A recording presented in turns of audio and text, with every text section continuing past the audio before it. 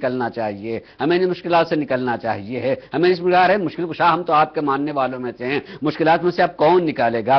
ہم مان رہے ہیں تو ہم ماننے کا تقاضا یہی ہونا چاہیے ہے کہ اگر مجھے اپنے تکلیف کا احساس ہو رہا ہے تو وہ اس منزل پہ ہیں کہ ہم سے زیادہ ہماری تکلیفوں کو جانتے ہیں، وہ ہمارے مسائل کو ہم سے زیادہ جانتے ہیں، ہم جتنا اپنے بارے میں جانتے ہیں ہمارے بارے میں وہ ہم سے زیادہ جانتے ہیں، یہ یقین کیجئے گا۔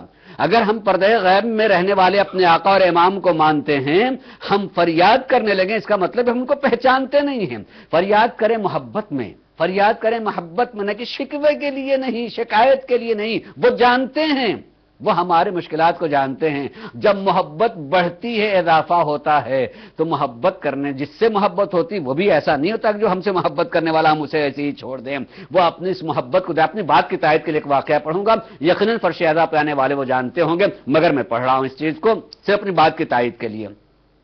سرکار مولا کائنات حضرت علی بن ابی طالب علیہ السلام کے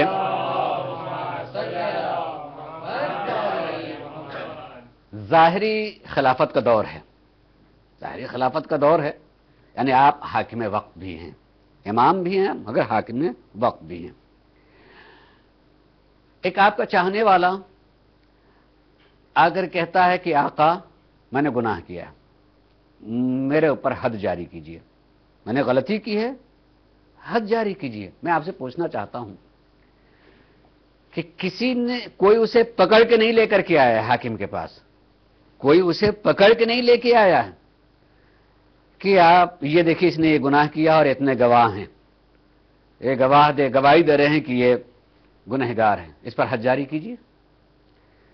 وہ خود آ کر کے امام سے یہ کہہ رہا ہے کہ میں نے خطا کی، میں نے غلطی کی ہے اور اس غلطی کی مجھے حد کا بھی پتا ہے، آپ حاکم وقت ہیں، حد جاری کیجئے، آپ حد جاری کریں۔ ایک لمحے کے لیے انہیں پکڑ کے کون لے کے آیا؟ پکڑ کے ان کا ایمان لے کے آیا، ان کا یقین لے کر کے آیا ہے کہ اگر میں اتنی عظیم ہستی کا ماننے والا ہوں تو ان کی محبت کا تقاضا یہ کہتا ہے کہ گناہ کا دھبا نہیں رہنا چاہیے۔ ان کی محبت کا تقاضا ہم سے یہ کرتا ہے، محبت کا تقاضا ہے کہ یہ گناہ کا دھبا نہیں ہونا چاہیے، ورنہ اتنے عظیم ذات کی محبت جو ہے یہ زیبا نہیں دیتی، یہ زیبا نہیں دیتی ہے کہ یہ داغ دھبا ہو۔ ہم اگر اپنے ہی جیسے انسانوں میں سے کسی کو ذرا سا بڑا سمجھتے ہیں، مولوی صاحب ہیں، یہ عالم ہیں، یہ مقدس ہیں، تو ذرا سا معاف کیجئے گا میں اس لائق نہیں ہوں کہ آپ کے قریب آ سکوں، یا نہیں سمجھتا ہے کہ ان کی عظمت بتا رہی ہے کہ اس عظمت کے ساتھ ساتھ جسم جتنی میرے نزدیک گندگی ہے یا جو عیب مجھے پایا تھا وہ عیب ان کے لیے زیبا نہیں دیتا ہے کہ ہم اس کو مانیں بھی اور یہ زیبا اور اس دھاگ دھبے کے ساتھ میں ان سے قریب بھی ہوں مثلا۔ لہذا ان کا ایمان، علی پر ایمان علی کے پاس لے کر کے آیا ہے، مگر سرکار مولا کائنات اسے موقع دے رہے ہیں۔ آپ فرماتے ہیں اور کہتے ہیں کہ جاؤ، نہیں انشاءاللہ ایسا کوئی گناہ نہیں ہوگا کہ جس سے حد جاری کی جائے، توبہ استغفار کرو، کافی ہے۔ کہا آقا میں آپ ہی کی بارگاہ کا پلا ہوا ہوں، آپ ہی سے میں نے جو ہے درس لیا ہے، میں جانتا ہوں کہ یہ گناہ ایسا گناہ ہے جس پر حد جاری ہونی چاہیے۔ اقرار کر لیا، اقرار کیا، ٹھیک ہے، ٹھیک حد جاری کیا جائے گا۔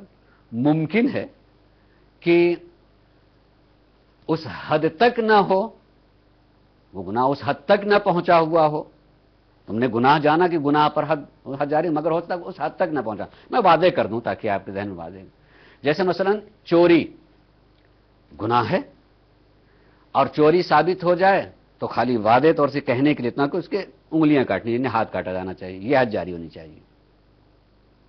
ان سے یہی گناہ ہو گیا۔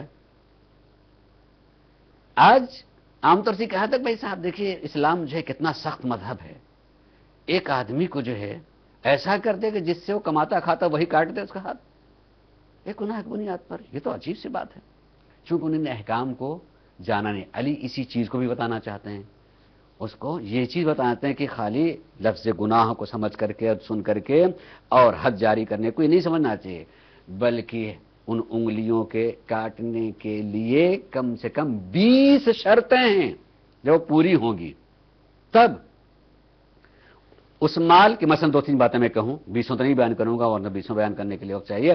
میں مثلا ایک شرط یہ ہے کہ اس کی مقدار اتنی ہو جس کو لوگ کہیں بہت زیادہ تھا، اس نے تو اس آدمی کو کنگال کر دیا. ایک معمولی سے کوئی 2 4 روپے 10 روپے کسی کو لے لیے تو یہ تھوڑی ہو جائے کہ اس پر جو اس کے ہاتھ کاٹ دیے جائیں گے. اتنا ہونا چاہیے ہے کہ جس کو لوگ کہیں بھائی اس کو تو کنگال کر دیا، اس کو تو چوری کا، اس بیچارے کو تو کچھ رہا ہی نہیں. اس طرح کی بات کہے جانے لگے تب ایک.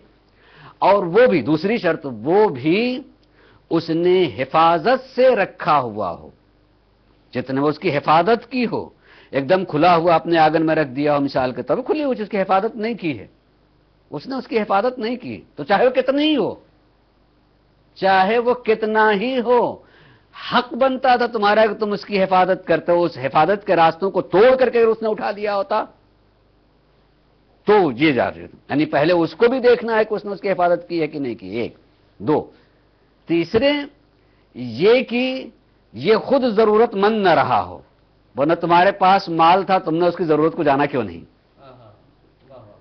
بھئی ایک آدمی بھوکا ہے، ایک آدمی بھوکا ہے، اس کے گھر میں خاندان میں بچے بھوکے ہیں، یہ جرم ہے، جرم سے انکار نہیں، مگر وہ جرم نہیں ہوگا جس کی بنیاد پر ہاتھ کاٹ دیا جائے نا. وہ جرم نہیں کیا جائے جس کی بنیاد پر ہاتھ یا انگلیاں کاٹ دیا جائے. وہ بھوکا تھا، وہ پریشان تھا، تمہیں اللہ نے دیا تھا، تو جب اللہ نے یہ تم کو عطا کیا تھا تو تمہارے پر فرض ہوتا تھا کہ صاحبان احتیاج کو جانو، سمجھو، پرکھو. تم نے اس کے حق کو کیوں نہیں نکالا تھا؟ نہ اس کو کیوں نہیں جانا تھا؟ نہ جاننا صاحب احتیاج، اگر نہیں بھی جانا تب ٹھیک ہے، اس کی احتیاج ثابت ہو گئی تو اب یہ والا جرم نہیں ہے جس جرم کی بنیاد پر ہاتھ کاٹ. احتیاج اس کی تھی، جب کوئی نہیں دے رہا تو ہو سکتا ہے اتنا مال بھی لے جائے کہ مجھے 1 ہفتے کام چلے، مثلا لے بھی سکتا ہے. اس کے احتیاج کو دیکھا نہیں گیا. میں یہاں ٹھہر کے ابھی بات کو مکمل کے بغیر ایک گزارش کروں کہ اللہ اگر کسی کو عطا کرتا ہے، توجہ چاہوں گا، اللہ اگر کسی کو عطا کرتا اور عطا کرنے کے بعد اس میں حق کسی کا رکھا ہے تو یہ شرف دیتا ہے کہ میں نے تم کو دیا ہے اور تم کو ایک شرف دے رہا ہوں کہ میں نے تم کو اپنا نمائندہ بنا دیا ہے کہ تمہارے مال میں غریبوں کا حصہ رکھا ہے، تم اسے دینا. اللہ جس ہاتھ والا نہیں ہے جسمانی طور پر کہ سب کو اپنے ہاتھ سے دے، بلکہ وہ کسی کو ذریعہ بنا دیا کرتا ہے. جب کسی کو وہ ذریعہ بناتا ہے تو آدمی سمجھنا چاہیے کہ ہم کو دے کر کے کچھ غریبوں کا ذریعہ بنایا کہ ہم پہنچائیں، اور اس دن سے ڈرنا چاہیے کہ کہیں وہ دن نہ جائے کہ ہم انتظار کریں کہ کوئی ذریعہ آئے جو ہم تک پہنچائے. جب تک ہم کو اللہ نے اپنا ذریعہ بنایا ہے ہم دوسروں کو دیتے رہیں، ہم دوسروں کو پہنچاتے رہیں. اور اس کو سرکار مولائے کائنات نے اپنے عملی کر کے بھی دکھایا ہے، بتایا ہے، اور یہ کہا ہے عملی طور پر کہ آپ غریبوں کے جو حقوق ہیں رات کے سناٹے میں اپنے ہی کاندھوں پر رکھ کر کے غریبوں کو پہنچا کر کے آ کے 2 رکعت نماز شکرانہ پڑھتے تھے. معبود جو حق تھا میں نے پہنچا دیا دے کے. ہم تو انتظار کرتے ہیں کوئی آئے گا اور آنے والے کو دے کے بھی فخر کرتے ہیں کہ ہم نے ان کو دیا. بھی اپنا تھوڑے دیا، اس کا تھا. تمہارا فریضہ تھا کہ اس تک جاتے، نہ کہ اس کا فریضہ تھا کہ وہ جب اپنا انسان دے رہا، اس پر بھی غور کیجئے، جب انسان اپنا بھی دے رہا اپنا تو اس کی بھی کیفیت کو چوتھے امام نے بتایا. ایک علی نے وہ بتایا، دوسرے علی نے یہ بتایا. اپنا دے رہے ہیں، سوال کرنے والے خالی ہاتھ پھیلا دے تو دینے کے لیے جیسے ہی ہاتھ پھیلایا تو آپ نے خود ہاتھ نیچے اپنا کر دیا، یعنی دینے والی چیز کو اپنے ہاتھ میں رکھ کر کے اپنا ہاتھ نیچے کیا.